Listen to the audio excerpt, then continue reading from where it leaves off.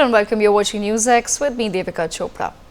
We have nearly 200 countries in the world. They've all had multiple leaders over centuries and decades, but each century we remember a handful of countries that shaped that era. However, behind those decisions are, of course, human beings, leaders as presidents and prime ministers who've steered their nations towards actions that defined that particular country's perception before the world. And so, leadership comes with great power, and with great power comes great responsibility. It seems Justin Trudeau is now breaking under the weight of that responsibility.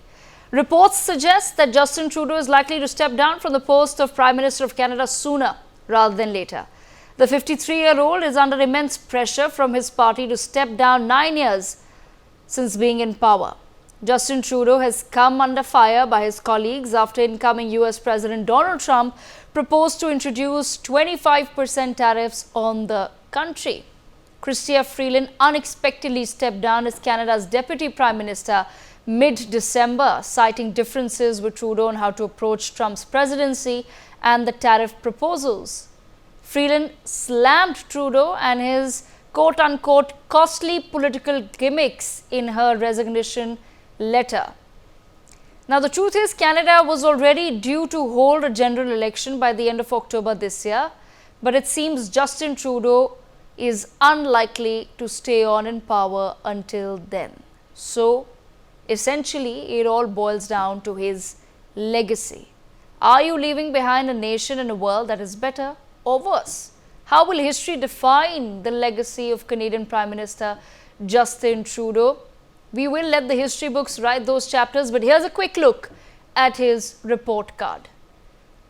As far as domestic progress is concerned, let's look at what Justin Trudeau has given Canada. In 2022, he imposed emergency over a peaceful Freedom Convoy protest by truckers, Canadian truckers, who simply wanted to repeal certain COVID-19 restrictions and measures. Under Justin Trudeau, there is a major housing crisis in Canada today, where the average price of houses is up more than 30% since April 2020. Under Justin Trudeau, Canada's inflation has ticked up 2% in 2024, driven by higher gas prices. Under Justin Trudeau, there have been open Khalistani rallies that have led to a serious plunge in the overall law and order situation of Canada. Under Justin Trudeau, there have been 6 temple attacks, including the Brampton ambush, which were reported in 2024 alone. Under Justin Trudeau, Investigative Commission of Canada unveiled that thousands died in Canadian residential schools and called it a cultural genocide. This report was published under him. Under Justin Trudeau, Trudeau's billion-dollar fund, sustainable development, technology, etc., Canada has shut down by auditors for misuse of funds. But we now shift our focus to what Justin Trudeau has given the rest of the world. Let's look at his first failure. He has taken ties with India to a historical low over baseless allegations of killing a Khalistani separatist on Canadian soil, allegations that Canada has not been able to prove. Failure number 2, Justin Trudeau and his party and his government have been accused of being funded by the Chinese. They have been accused of allowing foreign interference in Canadian elections. Failure number 3, Justin Trudeau honored a Nazi in Canada's parliament and then faced protests from all his allies. Failure number 4, Russia has sent repeated warnings over Trudeau's unsubstantiated claims of explosives being sent to Canada via postal services. Failure number 5, animosity with Donald Trump has pushed Canada's ties with America to its worst possible turn. So this is what Justin Trudeau has left Canada and the rest of the world with. Without further ado, let me open up this conversation to our guests. We have with us Ambassador Pradeep Kapoor. We also have with us Adit Kothari. We have Surinder Singh Lali and Joyita Basu. Let me begin this conversation with Adit. Adit, the legacy of Justin Trudeau, why he's stepping down, under what circumstances, what really led to it. Of course, a lot of it is also domestic Canadian politics, but if you were to comment on the overall legacy of a Justin Trudeau and what he's really left the world with, what does that look like?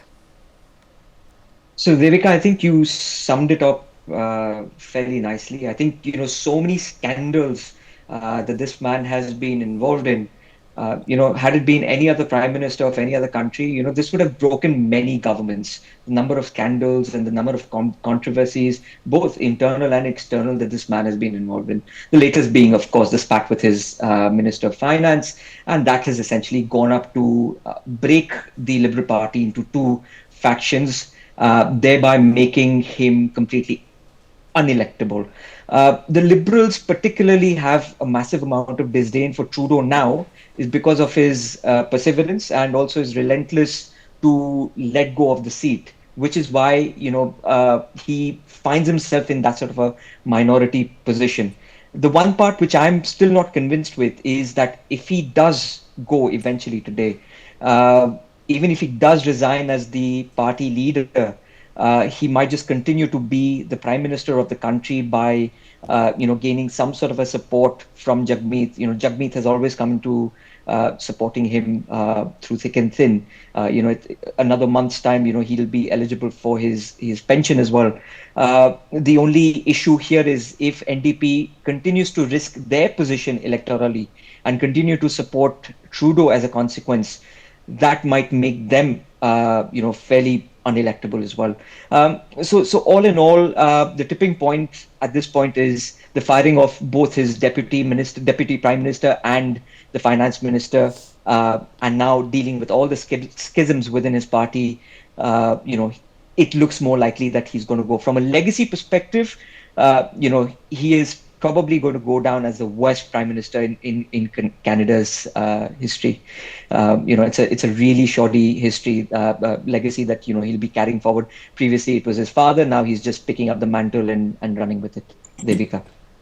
Okay, let me bring Joyita Basu into the conversation as well. Joyita Basu, I'm sure we've missed out some of the failures of Justin Trudeau. We were trying to sum it up in as many words, but really, how exactly will the world remember Justin Trudeau and Canada under him? I guess as a Chinese stooge to start with, because you see, that is, I think, something that you guys did not mention, but that is, I think, sum and substance of Justin Trudeau's policy, Justin Trudeau's politics, the reason why he did what against India. Apart from trying to appease the Sikh vote in Canada, and which he also thought, basically he was pandering to the Khalistani vote, he was also primarily trying to divert attention from his very close association with China. As I have been saying over NewsX for a long time, and we have been publishing articles in the Sunday Guardian about, this man is fundamentally compromised, and right from the time of his father. Just imagine a father taking his children, Justin Trudeau and his brother, to celebrate their vacation at Tiananmen Square. If you look back at his history, that is the kind of upbringing he has had. Completely brainwashed. His father was close to the Chinese leadership. He was close to Deng Xiaoping, and he brought the sons up also like that. So he has a history, and he allowed, in fact, there are so many Canadians I personally know who are so worried, and who are in, journalism, who are writers and in think tanks and all. They are all talking in terms of how Canada is the latest, I would say not latest, it has been going on for some time, China's outpost in the West. Now that is the place from where the infiltration of the Chinese happened into the US. the fentanyl drugs and everything that come in from Canada. And there are places, there are police stations, there are islands which have been captured by China. So when you are looking at Justin Trudeau, he has sold his soul to the Chinese, and it was to basically cover that up. And the whole, I mean, anger against Trudeau in the political class also started with this foreign interference hearings that were going on. You know, because, and to divert attention from that, this whole drama about Okay, India, Jyota, we will come to you in just a moment. I think we've just lost your audio there for just a second. We'll try to fix that very quickly. Let me bring in Mr. Lali into the conversation. Surinder Singh Lali, do you think that there could be now very serious investigations into what Joyita was also pointing out? And we've discussed this many times, that his attack on India and his constant allegations against India were nothing but an attempt to really cover up some of the important investigations that are going on in Canada vis-a-vis Justin Trudeau's party and the involvement of the CCP and the CCP funding essentially party leaders, their interference in Canadian elections. Do you think him stepping down will probably open up some sort of avenues to really look into those very serious charges? Thank you, Devika. And firstly, allow me to congratulate you, the entire NewsX team, and each one on this panel, because I think we then have debated ad nauseum on what's going to happen, but unfortunately, this pyromaniac never realized. I mean, we on NewsX have been talking about how he's taking Canada really down and south, to the point where it's going to be a very mammoth task, even if Pierre Poilievre was to come back to power. I mean, 131 MPs of 151 want him, to resign. And as Adit said, I feel that he probably could be gone by before the caucus meeting this Wednesday, and he might be in the chair for some time till they find somebody else. And later in the program, I'll tell you there are 7 people who I feel could be filling the shoes of the prime minister. But having said that, you said on a note of sarcasm and pun intended, you said that have you missed out on any of his failures? So allow me to list some of them. I mean, housing costs, gun crime, national debt, and the beauty is that the deficit that he created in 2015-16 was 1 billion. Any guesses on 2024-25? $61.9 billion. The border mess he made, border control, immigration, drugs, and of course, the way Chinese have sort of, made not only police stations, but they're virtually picking up their dissidents and having them flown back to China and, putting them through some atrocities. So yes, that's one. And number 2 is, I think the biggest disservice he did, despite ruining a relationship with India, and especially the huge diaspora that is suffering because of him, is he actually messed up a relationship with 3 countries. And which 3 countries? India, the 5th largest economy, to be the 3rd, the largest diaspora. China, the 2nd biggest economy. And the United States. I mean, the United States, Donald Trump has not been ridiculing him by just calling him duplicitous and two-faced. He has been disrespecting the entire country of Canada by simply referring to them as their 51st state or him as a governor. So look at the disrepute. I mean, he's actually allowed and taken Canada to the point where each and every Canadian, as Joyita was saying, is becoming a laughing stock of the world. Yes, the last straw was when Chrystia Freeman resigned, and the deputy prime minister and the finance minister resigns. And even then, to placate that and to be in power, he had 35 ministers. Now he got all the critics who were probably not as eligible to be ministers, but then he makes 38 ministers.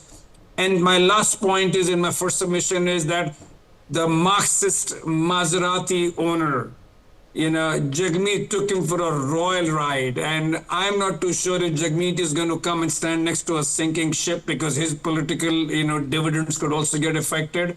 So, I mean, Jagmeet used him, abused him, and kind of left him high and dry. So, thank you, Devika. Right, absolutely. Joyita, I think we have your audio back. Please go ahead and complete that point that you were making. Yeah. So what we are looking at, there is immense Chinese influence. There is also, kind of an open border thing between US and Canada, and anyway, as a result of which, what we are talking about, the fentanyl deaths in the US, much of that drug is coming in from Canada, and this has exponentially increased in the 9 years that Justin Trudeau has been in power. So that is also his doing. And interestingly, even a section of the Khalistanis are also unhappy with him, because when you look at the truckers' protest and all, a large section of them were of course Khalistanis. And what did he do? Because of protesting, he went on to freeze their bank accounts. He kind of imposed some kind of an emergency law at that time. There was major atrocities at that time. So he has, incredibly managed to alienate the left, the right, his own colleagues who are up in arms with him. In fact, one of the reasons why I do not believe that he can afford to continue as Prime Minister, because there is an, revolt against him from within his own party. All right. And apart from that, anyway, Pierre Poilievre, whether he is good for India or not, I am not going into that, because he also has surrounded himself with pro-Khalistan people. But the fact of the matter is that, Pierre Poilievre is way ahead of him in terms of ratings. Even Jagmeet Singh and Justin Trudeau's ratings and vote percentage combined, they cannot touch Pierre Poilievre. So I am certain he is itching to come back and become Prime Minister. He is itching to come and become Prime Minister. And as for example, Jagmeet Singh is also pretty upset with him, and with Trudeau. So I don't think that there is any way that Trudeau can survive as Prime Minister till October or whenever that election is supposed to be held. Yes, Arthur, bringing you back into the conversation. Essentially, Justin Trudeau may be under the assumption that, okay, what India is saying or what Indian media is saying or how we are portraying him in India perhaps does not matter much to him. It should have, but it didn't matter to him. Donald Trump, literally just a few weeks back, writes it was a pleasure to have dinner the other night with Governor Justin Trudeau of the great state of Canada. Says that Canada should become the 51st state of the United States of America. And the fact that Justin Trudeau there, trying to just tell Donald Trump that if you impose 25% tariffs, Americans will also suffer, and Donald Trump literally laughing him off. How much more of a joke can you be in your own region, essentially, of North America? So, Devika, the funny thing is, ever since, Justin Trudeau came into the scene in 2013, he has been making a complete mockery of himself, including, his visit to India. We all recall, the Indians basically told him, why do you have to come here for 7 days? We don't want you here for 7 days. But despite that, he still continued to come and stay on for 7 days. And as a consequence, was completely humiliated. So, humiliation is something which this man seems to be taking on very well. And he seems to be wearing it like a very comfortable skin. And what Donald Trump has done with him is basically, completely dislodged and dismantled his character. And he's turned him out into a complete joke.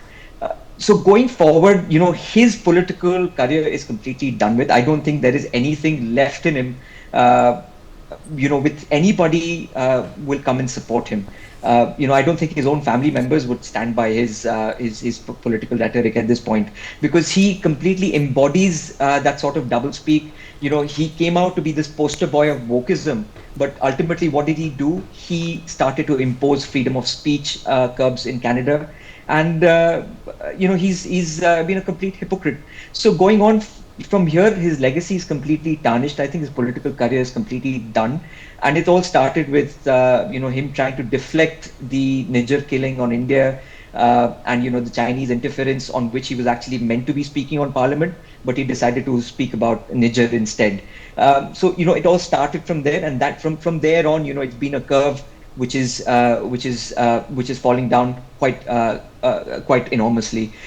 So all in all, Justin Trudeau is done, and we should all be throwing a party, hoping that Canadian and Indian relationships do become better. I do concur with Joyita Di when she says that we should not be expecting a lot from Pierre Poilievre, primarily because there are many pro-Khalistani voices within the Conservatives as well. Tim Uppal being one of them, the deputy leader of the Conservative Party. But at the end of it all, Pierre Poilievre also says that we should have dealt with India in a much more professional manner, which Justin Trudeau didn't do. So hoping that he continues that legacy of Stephen Harper, and they continue to build on relations and disagreements in a much more professional manner.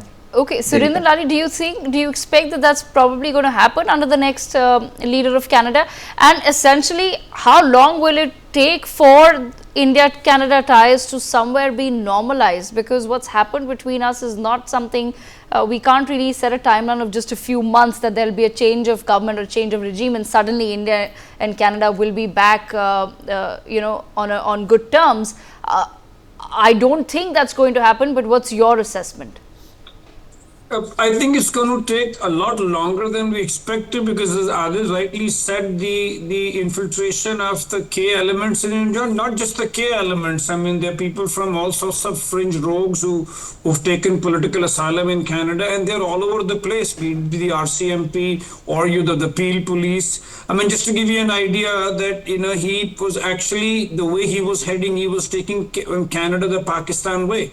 In 2020, the number of asylum seekers were 28.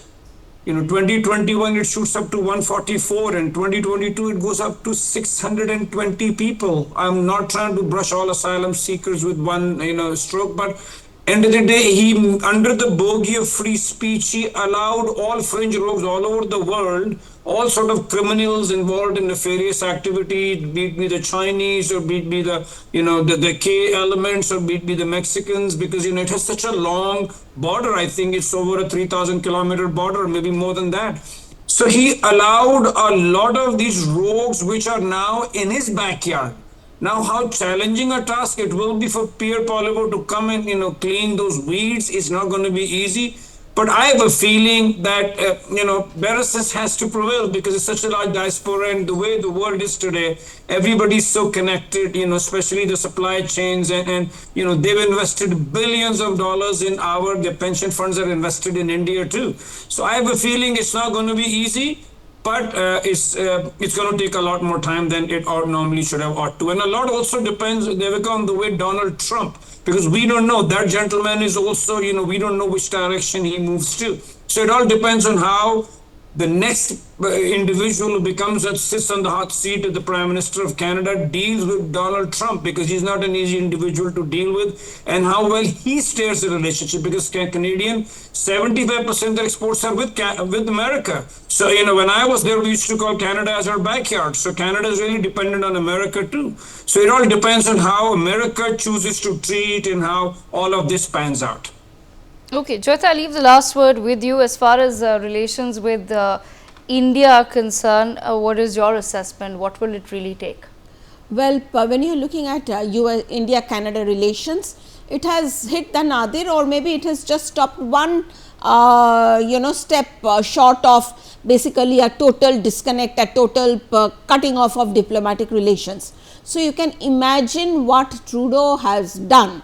So anything that is even 2 steps up, or maybe 3 steps up and 1 step back, even that is better. So that way Pierre Poilievre, we have to think in terms of Pierre Poilievre, but we have to basically get ready to deal with Pierre Poilievre, and let's hope, I mean, in spite of the Khalistani influence and in spite of being surrounded by Khalistanis, let us hope Pierre Poilievre will have better sense to understand that India is the largest democracy in the world, the most populous. There are people who are there in his country, the Indian diaspora is very strong, but he will also have to understand that he cannot get away by insulting Hindus, for example. Remember what he did at the Diwali thing, that Diwali celebration that was happening. He initially said he would not go, and then he had to work a lot towards trying to mollify people and all,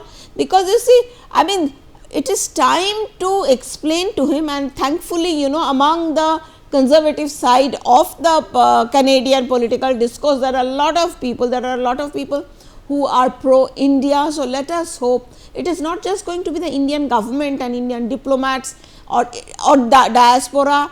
I mean, politicians from within Canada will have to speak up and say that, listen, we have what we have done, we have messed up this relation, one of the most consequential relationships that Canada possibly have, we have messed it up, let us not go beyond that. But you see, one good thing, let us not forget, with the Democrats out and with Pierre Poilievre going out, I am not Pierre Poilievre, I would say Justin Trudeau going out, there is going to be some kind of convergence of interests when it comes to India between US and Canada, because when you are looking at Justin Trudeau's tenure, I mean the Democrats in particular, they actively instigated him and they actively worked with him to ensure this trouble with India happened. So, let us hope we have to, next 4 years are very crucial for India to mend its relationship with Canada and vice versa. Okay, all right. With that, we've completely run out of time, but I thank all of our guests for joining us on the broadcast to take this conversation forward. We sip into a very quick break.